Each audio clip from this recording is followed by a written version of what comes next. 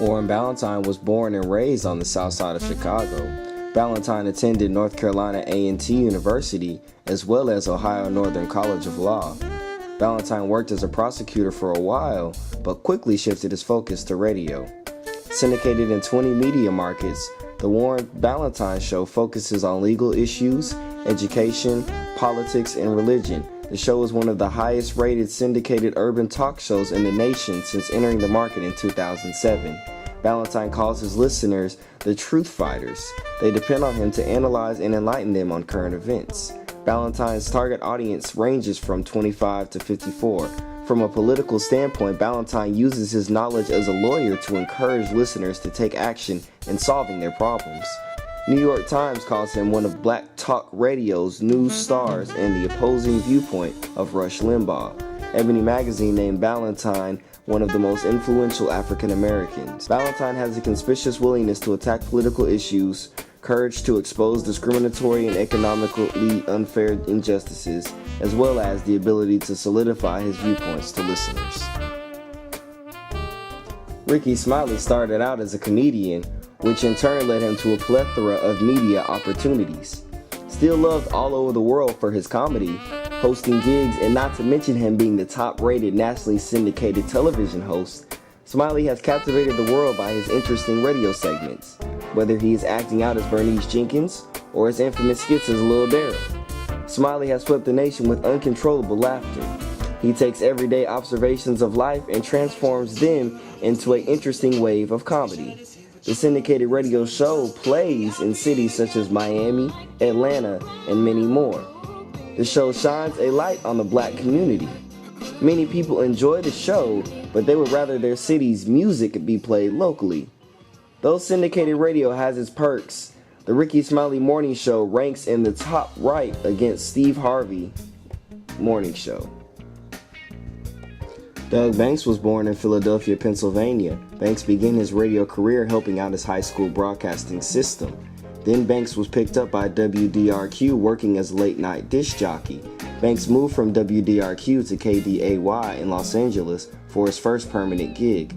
LA station KFI paved the way for Banks' career to take off. The Doug Banks radio show was broadcasted by Citadel Media.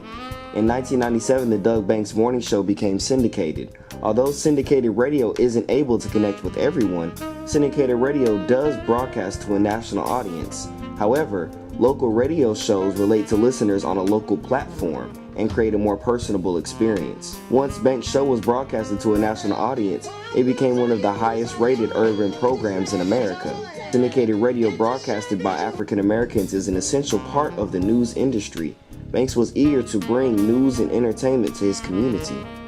Radio host Bev Smith has hosted presidents, kings, comedians, educators. Her show has won more than 300 awards, and she's repeatedly listed as one of the 50 top talkers in the country.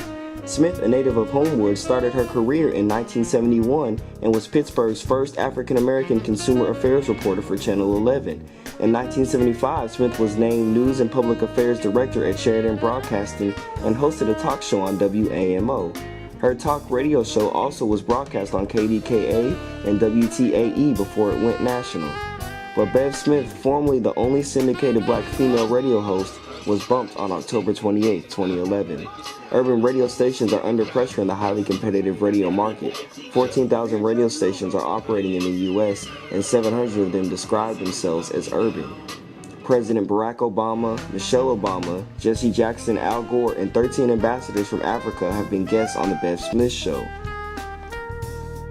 When it comes to entertaining, enlightening, and educating, no one in talk radio compares to Michael Baisden. His high energy and love for interacting with his listeners is just one reason for the popularity and success of the Michael Baisden Show.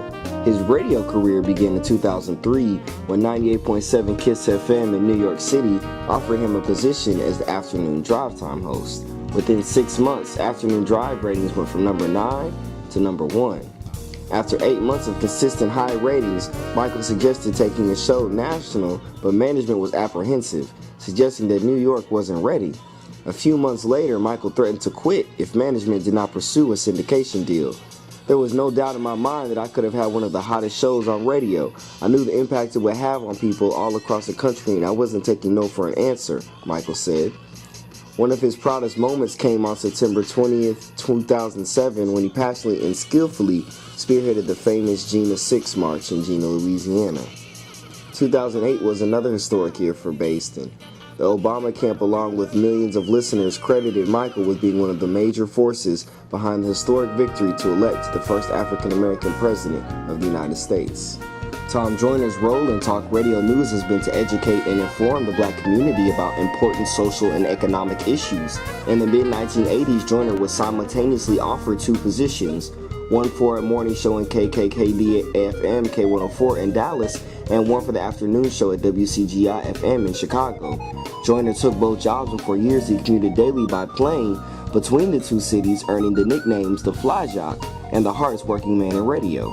In 1994, Joyner was signed by ABC Radio Networks to host a nationally syndicated program, The Tom Joyner Morning Show, featuring Joyner and a team of comedians and commentators reporting and discussing the latest news and sports of the day.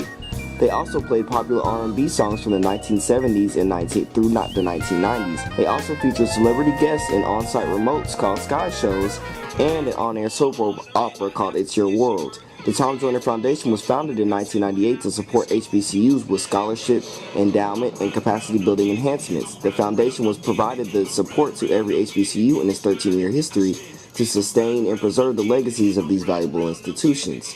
Through fundraising and donor-developed initiatives, $60 million has been raised to support more than 20,000 students attending HBCUs. Additionally, the foundation has recommended internships, matching grants, support, and career development to deserving students.